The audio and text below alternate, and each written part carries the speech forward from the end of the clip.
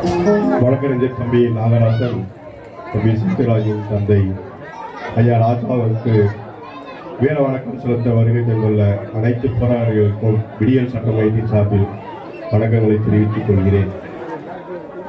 நம்ம எல்லோரும் இங்கு வந்துள்ள எல்லோரும் பெரும்பான்மையானோ மேடையில் வீட்டிருக்கின்ற போராளிகள் பெரும்பான்மையானோ தந்தையை இழந்தவர்கள் தான். இழப்பை நாம் சந்தித்துள்ளோம்.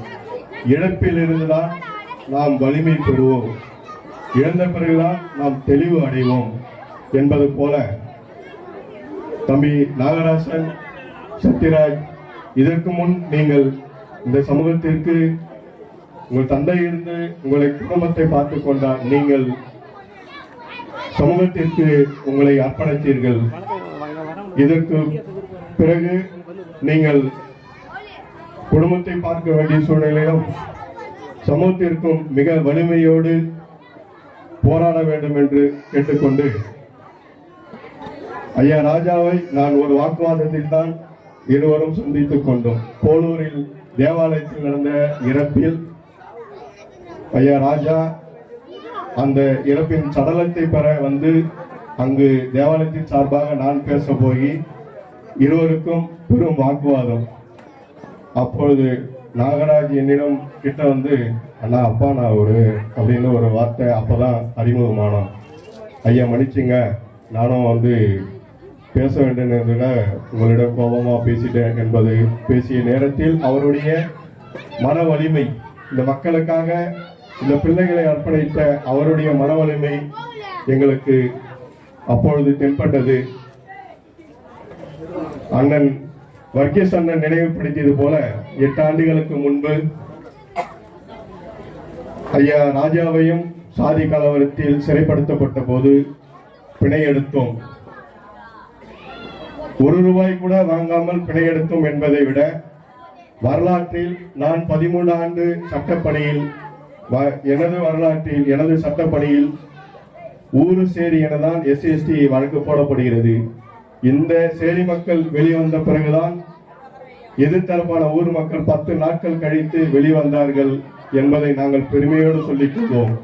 அதில் எந்த சாதி கலவரம் நடந்தாலும் ஊர் மக்கள் முன்பாக வந்து விடுவார்கள், அவர்களுக்கு பிணையாகிவிடும், அவர்களுக்கு ஜாமீன்தார் கிடைத்து விடுவார்கள்.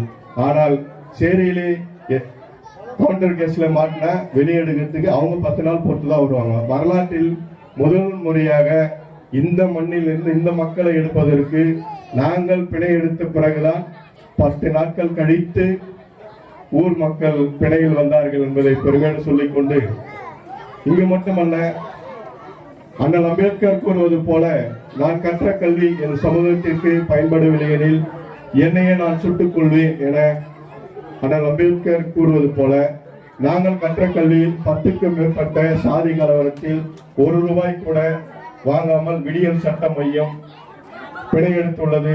இந்த ஒடுக்கப்பட்ட மக்களுக்காக நாங்கள் நின்று உள்ளோம் என்பதை உங்கள் முன் சொல்வதற்கு நாங்கள் நெஞ்சை உயர்த்தி சொல்ல விரும்புகிறோம்.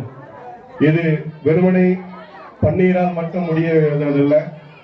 விடியல் சட்ட மையத்தின் வழக்கறிஞர் இந்த போராளியை நமக்கு கொடுத்து சென்றுள்ள ஐயா ராசா, நமக்கு கொடுத்து சென்றுள்ள தம்பி நாகராசன், வழக்கறிஞர் தம்பி விஜய், வழக்கறிஞர் தம்பி பிரபு, வழக்கறிஞர் தம்பி குரல், வழக்கறிஞர் அஜய், வழக்கறிஞர் சூர்யா உள்ளிட்ட அனைத்து வழக்கறிஞர்களும் என்னுடன் தோள் கொடுத்து இந்த மக்களுக்கு நாங்கள் சமூக பணியை செய்து வருகிறோம்.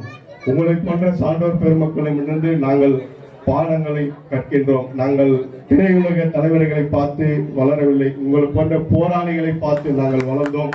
அது போன்று இன்னும் தந்தையை இழந்த தம்பி நாகராசன், சத்யராஜ், நீங்கள் தந்தை இழந்தோம் என்ற தந்தையிடமிருந்து நிறைய கற்றோம், மன வலிமையை கற்றோம் என்பது பெற இன்னும் உத்வேகத்தோடு இந்த மக்களுக்கு நிறைய பணிகளை செய்ய வேண்டும், ஒடுக்கப்பட்ட மக்களுக்கு துணை நிற்க வேண்டும். அதற்காக விடியல் சட்ட மையமும் துணை நிற்கும் என்பதை கூறி நன்றி கூடி விடைபெறுகிறேன். நன்றி.